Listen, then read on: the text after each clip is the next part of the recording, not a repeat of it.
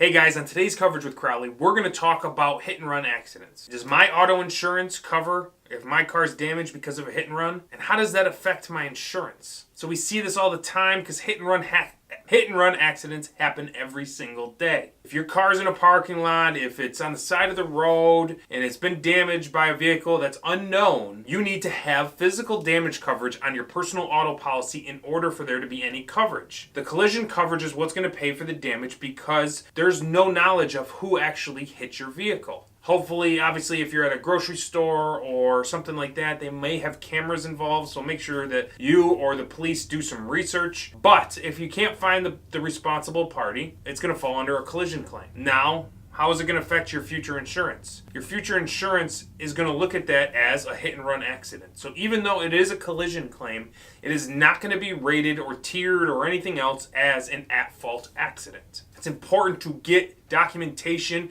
call the police, and especially if the damage is significant enough where you are going to put in a claim, just so it's all documented that the vehicle was hit while it was parked, in case you ever need that going forward. Hey guys, my name is Mike Crowley from the Crowley Insurance Agency. Hit and run accidents, they happen all the time. You need to make sure you understand how to handle them. You need to know what your collision deductible is before putting in the claim, because a lot of times a hit and run accident might be very minor damage. And see if it's worthwhile to even put in that claim, or if you want to get it fixed directly out of your pocket. Hopefully you found this to be helpful. If so, click the thumbs up button below. We appreciate you watching, and we'll see you again soon.